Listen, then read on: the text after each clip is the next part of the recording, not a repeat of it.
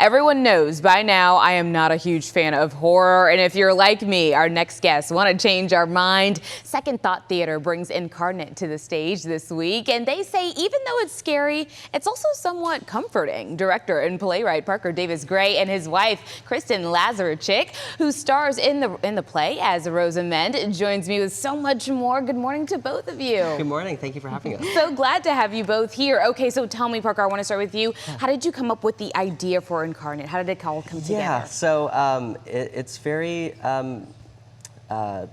loosely based off of the death of my own father in 2017 after an accidental drowning. Wow. And I was trying to sort of figure out how to prosecute and investigate how my world changed after that, and so I started writing.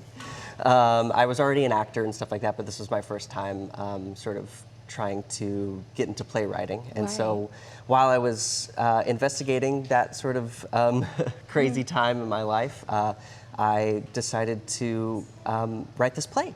And it was, it kind of came about the questions of like, how do I escape grief? And what would I do if I found out that my father was reincarnated?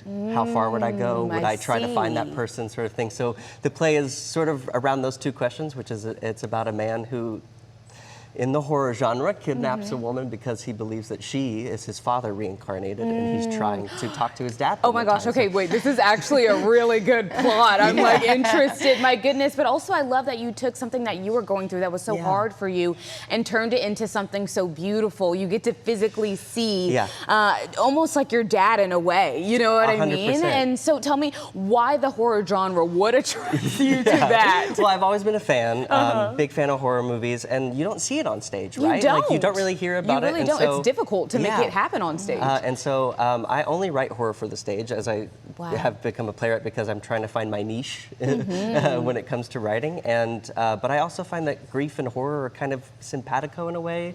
Like, grief is every emotion all at once, right? There's anger, there's sadness, there's joy, there's regret. And horror is the genre where everything kind of exists at once, right? Like, sometimes it's funny, sometimes it's sad, sometimes there's like true drama, sometimes it's just about jump scares.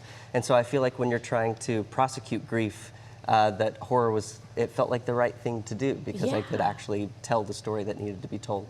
You really I mean, you're just getting started, but I mean, you can just tell you're a visionary. You're seeing it. You're making those connections in ways that I'm not as creative in that way. You know what I mean? So I'm like, like, how does horror fit into this? But when you say it, it's so eloquent, it's so beautiful. How did you come into this? Obviously, you're his wife, but Kristen, what made you say, okay, I want to be the star of this? Of course, how could you not, though, when it's your man writing the play, right? Well, I didn't start out writing it for her. I just was writing the play, and then I figured out that the character was very difficult, and I needed the best actor to play it, and my wife is the best actor that I know. Wow, my goodness. Okay, so what is it like for you originating in a fresh role that was just written, and it was written by your husband? It's definitely been interesting. It's been a great privilege and even greater responsibility.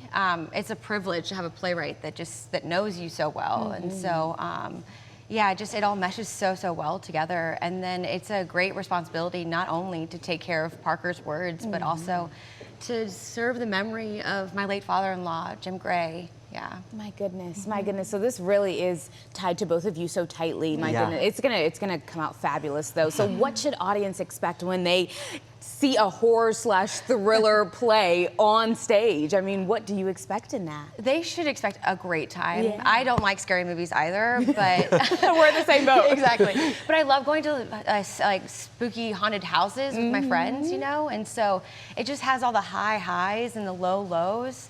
They should expect a lot of funny moments, a lot of really tender moments, and maybe some spooky magic. Who's to say?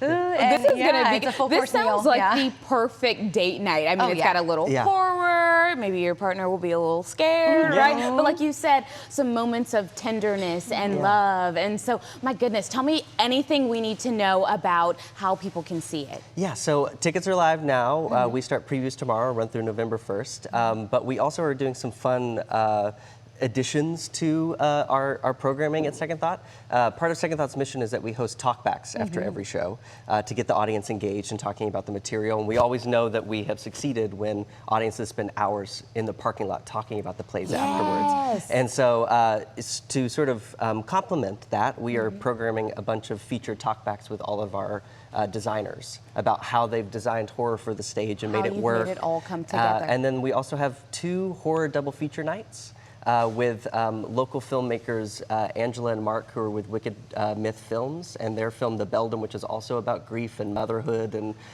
sort of like the mom trauma where you get the dad trauma from my play, you get and the mom trauma. And a little bit of mom trauma over there. Very good. But you can come see the play. Thank you so much. I appreciate you guys for being here. I know it's going to be just fabulous. And if you want to see Incarnate at Second Thought Theater now through November 1st, tickets are already available online at secondthoughttheater.com. And thank you so much, and good luck to both of you. Thank you so much. Thank you.